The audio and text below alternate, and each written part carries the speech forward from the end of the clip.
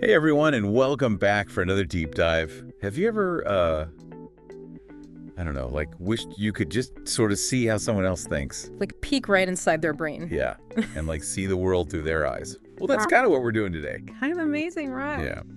We got this document. It's really incredible. It's full of all these like personal philosophies and motivational things, and even some pretty cool stories. Yeah, it's like a journey, a journey of self-discovery. And I think what's really interesting is how they talk about, their struggles and their fears and the stuff they learned along the way. Oh, definitely. Like the not so glamorous side of things. Exactly. So we're going to be kind of digging into some big themes today, like resilience and, how to sort of find your own path, and also the power of like shifting your perspective. Yeah. Which I think is something we could all use a little more of. Right, absolutely. I think you're going to find a lot of what we talked about today is stuff that like really resonates with your own life. For sure. We all face challenges. I mean, that's part of being human, right? And I think what's cool about this deep dive is that it offers some really solid insights into how we can navigate those journeys. Totally. Okay, let's jump in. So the author starts off by comparing life to a long and winding road. Yeah. Full of unexpected twists and turns and even some dead ends. Oh, yeah, for sure. Life definitely throws you some curveballs. It does. Yeah. But they make this point that no matter what obstacles you face, nothing is like beyond your ability to handle. Absolutely. There's this great Greek proverb, they quote, "A journey of 1,000 miles begins with a single step." It's all about taking that first step, right? That first step is always the hardest. It is, especially when the path ahead seems really daunting. Oh, yeah, for sure. Yeah, and that leads into this awesome story about public speaking. The author talks about how they used to be terrified of it, like sweaty palms, racing heart, the whole 9 yards. I can relate to that for sure. Yeah, I think a lot of people can. But, they were persistent. They kept practicing. And eventually they found a way to not only manage that fear, but actually enjoy it. Wow. I know, it's pretty cool. It shows you how powerful persistence can be. Definitely. It's a perfect illustration of how growth happens, right? Like, it's not about this like magical overnight transformation. It's about those small steps, facing your fears and slowly building confidence over time. Exactly. It's about those reps, Yeah, Like anything, the more you do it, the better you get. totally. And it's also about, celebrating those small wins. No, for sure. No matter how tiny they might seem. Yeah. Okay, so here's where things start to get really interesting. The author shares a story about a beach run. They'd planned this whole thing out. And we're looking forward to this reward, which was basically just like a smoother, easier surface for the second half of their run. Makes sense. But then high tide came in and like totally messed up their plan. Oh, no. I know, right? It's such a good analogy for life, though, It really is. because we often set these expectations. Like, we think things are going to go a certain way, and then bam, life throws a wrench into work. Exactly. You've got to be able to adapt. Yeah. And in this case, that high tide turned their reward into this like even bigger challenge. Oh, wow. I know. So at first they were super frustrated. Yeah. But then there's this shift, like this realization that expecting life to be easy is just setting yourself up for disappointment. It's true. It's so easy to get caught up in that life should be easy mentality. Totally. But the reality is, life's full of uneven terrain. Right. It's got all these bumps and obstacles and unexpected detours. And how we deal with those challenges, how we adapt and adjust, that's what really defines our journey. That's a great point. So I'm curious, where in your life do you kind of expect things to be smooth sailing? Where do you kind of get thrown off when things get a little bumpy? That's a great question. I think we all have those areas. We do. And sometimes it's helpful to step back and ask ourselves, okay, how can I shift my perspective here? How can I approach this challenge in a way that feels empowering rather than defeating? Totally. Okay, so now the author dives into something I think we can all relate to. The importance of simplifying the complex. Oh yeah, decluttering. They talk about how they decluttered their life. Yeah. And how incredibly freeing it felt. I love that. It's so true when we're constantly bombarded with information and commitments and just stuff. it becomes so much harder to focus on what actually matters. Absolutely. Yeah. Like all that excess just weighs you down. It really does. So as you're listening to this, think about areas in your life where you could benefit from simplifying. Yeah. Like what excess baggage are you carrying around? And how could letting go of some of that create space for the things you truly value? Yeah, it's about being intentional, right? Yeah. Choosing what you let into your life. Exactly. And sometimes that means saying no, which can be tough, It can be. but it's so important. Yeah. Speaking of saying no, this next part really resonated with me. The author talks about how saying no to the wrong things is what allows you to say yes to the right things. Yeah. It's like clearing the path. Yeah. And they actually reference this quote from Mark Twain, if you heard this one, about regrets. Oh, yeah. 20 years from now, you'll be more disappointed by the things you didn't do than by the ones you did do. That's the one. And the author had this realization that somewhere along the line, they'd stopped exploring, stopped questioning things. Interesting. Yeah. They were just following this dotted line, Yeah. like somebody else had drawn it for them. And they weren't even really sure where it was leading. Wow. It makes you wonder how many of us are doing that. Right. And to illustrate this point, they tell this really relatable story from their childhood. Oh, I love childhood stories. Me too. Okay, so imagine this. You're a kid, and you've been sent to your room as a punishment. Like the classic scenario. Yeah, I remember those days. But what's so fascinating about this story is how they describe this shift in perspective. What started out as a negative experience, like, ugh, I'm stuck in here, Right. actually became kind of enjoyable because the context changed. It wasn't punishment anymore. It was free time. It was like, hey, I'm stuck in here anyway. Might as well make the most of it, right? I love that. Me too. It's a good reminder that sometimes all it takes is a little shift in perspective to completely transform our experience. It really is. Our perception shapes our reality. Totally. So think about this. What dotted line are you following right now? And more importantly, is it a path that you chose? Or is it something that you've just kind of accepted without questioning? What would it look like to redraw your path, to like choose a direction that truly resonates with you? That's a powerful question. It is. And it's one that I think we all need to ask ourselves from time to time. Okay, so get ready, because this next part is where things get really powerful. The author describes this experience they had with guided breath work. Oh, wow. I know, right? They were skeptical at first, Understandably. but what happened was pretty profound. I've heard breath work can be really intense. Yeah, it can be. Like it can bring up a lot of stuff. It can.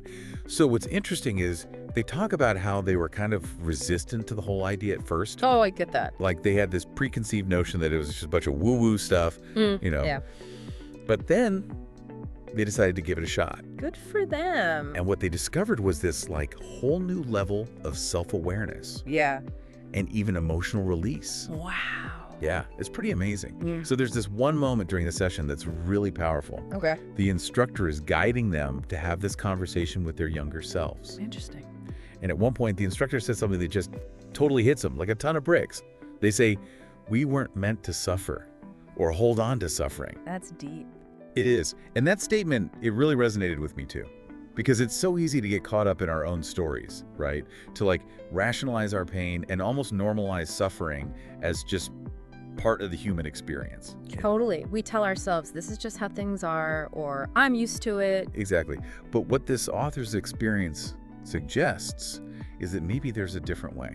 Like a path that leads to more joy and freedom and fulfillment. Yeah. And to illustrate this, they describe this like really vivid visualization. So picture this.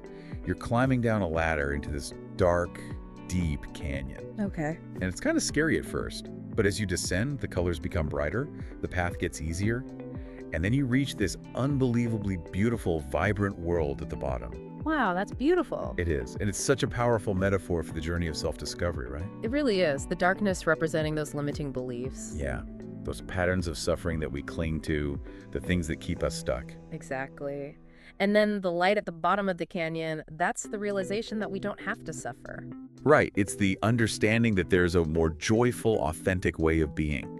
And for the author, this realization was deeply connected to self-love. Self-love is so important. It is. They talk about how everything changes when you truly love yourself, flaws and all, You no longer need external validation. Exactly. You're free from those limiting beliefs, and you start making choices that are actually aligned with your true self. It's like self-love becomes this unshakable foundation. Yes, this inner compass that guides you toward what feels right, what feels true. What feels fulfilling. Yes. So here's a question for all of you listening. What does self-love mean to you? Ooh, that's a good one. And how could prioritizing your own well-being unlock greater potential in other areas of your life? Because I think it really can. I think so too. Okay, now shifting gears a bit. The author introduces this concept of the gatekeeper. Ooh, I like that. Yeah, it's a good one, right? It's basically a metaphor for all the challenges and doubts and resistance that we face when we're pursuing something meaningful. Like something that pushes us out of our comfort zone. Exactly. And the author makes this really interesting point, which is that the gatekeeper isn't something to be feared or avoided. It's actually a necessary part of growth. Ooh, I like that. It's like the tougher the gatekeeper, the more valuable the reward on the other side. Totally. And they go on to describe their own encounters with the gatekeepers, those moments of doubt, the temptation to give up, but ultimately their determination to keep going, to push through the resistance. It's inspiring, right? It reminds us that the path to anything worthwhile is rarely easy. Yeah, there are always going to be setbacks, challenges, moments where we question ourselves. But it's in those moments when we choose to keep going. That's when we demonstrate our true strength and resilience. I love that. So powerful. So here's the question they leave us with. When you encounter the gatekeeper, what will your move be? Will you back down, or will you rise to the challenge? Ooh, chills. That's a good one. Okay, next the author gets kind of philosophical. Oh, I like where this is going. Yeah, reflecting on the road we're all traveling on, With all its twists and turns. Exactly. The smooth stretches, the bumpy patches, the unexpected detours. And they ask this thought-provoking question. Why does it seem to get tougher as we get closer to our destination? That's a good question. It's like the universe is testing our resolve, making sure we're really committed to reaching that goal, that dream, that vision we hold for ourselves. It's like a final test. Yeah. And they make this distinction between simply saying, we want something. Right. And really wanting it. Like, are you willing to fight through this storm? Yeah. To endure the discomfort? To prove to yourself that you're serious about achieving that goal? Actions speak louder than words, right? Exactly. It's about aligning our actions with our desires, about putting in the work, about showing up even when it's tough. Yeah, consistency is key. It is. And they actually use that beach run analogy again to illustrate this point. Oh, interesting. So even though that high tide turned their reward into a more difficult run, they still felt this sense of satisfaction in pushing through. That makes sense. It's like they had prepared themselves mentally and physically. Right. And because of that preparation, they were able to handle the unexpected challenge. So it's about being prepared for the unexpected. Yeah, which is, of course, impossible to do fully. Of course. But I think the point is that when we anticipate challenges, when we mentally prepare for the possibility of setbacks, right, those setbacks often feel less daunting when they actually happen. That's a good point. It's about shifting our perspective, recognizing that challenges aren't a sign of failure, but rather opportunities for growth. Exactly. And that's such a powerful way to approach life, don't you think? Absolutely. Okay, so now the author gets really honest about some of their personal struggles, talking about mistakes, heartbreak, criticism, and how the fear of those things can really hold us back. Fear can be so paralyzing. It can, but they also reference this great quote from Ryan Holiday. Have you heard this one? Which one? The obstacle is the way.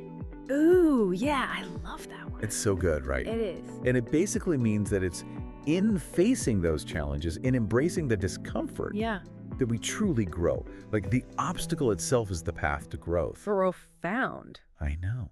And they make this point that satisfaction doesn't exist without a willingness to overcome. Interesting. Right? It's a journey, the struggle, the overcoming of obstacles that gives meaning to our achievements. So they're not advocating for suffering. Right. But they're saying that challenges are like an inherent part of growth. You can't have one without the other. Makes sense. And they conclude this whole section with this really empowering reminder. We are capable of so much more than we often give ourselves credit for. And they urge us to capture that potential, to own it, and to redefine what it means to truly live. That's beautiful. It is, right? Yeah. It's a call to step outside our comfort zones, to push our boundaries, and to embrace this incredible journey of self-discovery that life has to offer. And that brings us to a really interesting point about simplification. Okay. They argue that simplification isn't about limiting ourselves or avoiding complexity. Right. It's about recognizing that too much noise can actually drown out meaning. It's like we get so caught up in the details, the clutter, the excess, that we lose sight of what's truly important. And because our time and energy are finite, choosing what we say no to becomes just as important as choosing what we say yes to. I love that. Saying no to create space for what matters. Exactly. And they even talk about this tendency we have to overcomplicate things. Oh, yeah. Like to add all these unnecessary layers of detail and be like, this is so hard. But the problem isn't the thing itself. Right. It's all the extra stuff we've piled on top of it. It's a good reminder to, step back, gain some clarity, and recognize that the path forward is often a lot simpler than we make it out to be. Keep it simple. Exactly. And that simplicity can be incredibly freeing. I can. Okay, so now the author gets really practical. They give us these 2 simple questions to ask ourselves. Okay, let's hear them. Where do I most want to go? And what would one step in that direction look like? Ooh, I like that. Right. It's about breaking down those big, daunting goals into smaller, more manageable steps, focusing on the next right action, rather than getting overwhelmed by the whole journey. And they acknowledge that, yeah, there are going to be challenges along the way. Of course. But anticipating those challenges and taking that first step anyway is key to making progress. It's about embracing the journey, recognizing that setbacks are inevitable, and focusing on the power of consistent action. Love it. And they kind of tie it all back to that whole idea of simplifying, right? Like by focusing on the basics, on taking things one step at a time, we can make even the most overwhelming goals feel achievable. So they share this story about a time when they were feeling super stuck, unproductive. They had just gotten back from a trip, were jet lagged, hadn't gotten much done, and we're basically ready to just throw in the towel on the whole day. Oh, I've been there. Right, like those days where you just feel like you're dragging and it's so tempting to just give up and be like, well, tomorrow's another day. Totally. But here's the cool thing. In that moment of frustration, they had this realization. It wasn't too late to turn things around. They could still make choices, take actions that would shift the momentum and create a sense of accomplishment. So powerful. Right, it's about recognizing that even when things feel tough, we still have the power to choose how we respond. I love that. Our power to choose. And they actually quote their friend, Jim Quick, who said something like, some days all you have is 40%, and on those days, giving 40% is 100%. That's such a good quote. It is, right. It's a good reminder that we don't have to be perfect all the time. That progress is more important than perfection. Totally. And that even on our off days, we can still make a positive impact. It's about showing up for ourselves, even when we don't feel like it. Trusting that even small efforts can make a difference. Now, they go on to talk about this thing we often do where we group periods of time together and label them as good or bad. But they challenge this whole idea, pointing out that there's always something valuable to be found, even in the midst of what we might perceive as a bad day. So true. It's all about perspective, right? Exactly. Like zooming in a bit and looking for those little moments of possibility and potential rather than getting caught up in the overall narrative we've created about the day. I like that. Zooming in. And they even use examples from dating, entrepreneurship, content creation, talking about how there could be countless failures or misses along the way, but it's often those few wins that make all the difference. You just need that one win. Right. It's a good reminder that success is rarely a straight line. There are going to be bumps in the road, but it's important to keep going, keep learning from those experiences, and to celebrate those victories, no matter how small they might seem. Couldn't agree more. Celebrate all the wins. Absolutely. And that brings us to this really beautiful passage about sunrises. They're describing watching the sunrise from a beach in South Florida, and how it's not just the spectacle of the sun itself that's so captivating, but the whole process of transformation, like the gradual shift from darkness to light. That's beautiful. It is, right. And they even compare it to watching a movie where you just fast forward to the end, where the villain is already defeated. You might see the resolution, but you miss out on the whole journey that led up to it. Makes sense. And in the same way, the real magic of life often lies in the process, in those little moments, those gradual shifts and transformations. It's a reminder to, appreciate the journey, to find meaning in the present moment, and to trust that even when things feel dark or uncertain, there's always the possibility of a new dawn. I love that. A new dawn. They bring it all back to our own lives, too. Talking about how things can often seem hopeless until suddenly they're not. How we can't always see the path ahead, but that doesn't mean it's not there. Sometimes you just have to have faith. Exactly. It's a powerful reminder that even in the midst of our struggles, there's always hope. Always the potential for growth, always a light waiting to emerge. Now, remember earlier when we were talking about self-love? Yeah. Well, they bring that theme back and share this quote from Charles Bukowski. If you have the ability to love, love yourself first. Oh, I love Bukowski. Me too. And they talk about how self-love can be so transformative, how it empowers you to break free from the expectations of others, to make choices that are aligned with your true self, and to create a life that truly feels meaningful to you. They even connect self-love to the ability to let go of suffering. It's like when we truly love and value ourselves, we're less likely to tolerate situations or relationships that cause us pain. We develop a stronger sense of self-worth, and that allows us to set boundaries, to walk away from what no longer serves us, and to create space for the things that bring us joy and fulfillment. All of that starts with loving yourself. It does. And remember that Mark Twain quote we mentioned earlier, the one about regrets. 20 years from now. Yes, you'll be more disappointed by the things you didn't do than by the ones you did do. Such a good one. And they were talking about how, as life went on, that quote somehow morphed for them from a message of like exploration and adventure into a checklist of expectations and obligations. That's interesting. Yeah. It's like they're saying, don't get so caught up in following the dotted line that you forget to question where it's leading you and whether it's even a path you want to be on. Right. Don't just blindly follow. And they use that analogy of being sent to their room as a kid again. How what initially felt like punishment became enjoyable when the context changed. It's amazing how much our perception shapes our reality. It really is. Yeah. And they end by encouraging us to explore, to dream, to discover, to try things that we might have thought were out of reach, to challenge our own limitations, and to embrace the unknown with courage and curiosity. Wow, what an incredible journey this deep dive has been. We've covered so much ground, from resilience and the power of perspective to the importance of self-love and embracing the unknown. It's been quite the journey. It has. And I think one of the most powerful takeaways from all of this is that we all have the potential to create a more meaningful and fulfilling life. That's the truth. And it starts with getting to know ourselves, asking tough questions, challenging our assumptions, and embracing the journey with all of its twists and turns. And as we heard throughout this deep dive, the journey to something bigger is not only possible, it's inevitable. Thanks for joining us on this deep dive. We'll see you on the next one.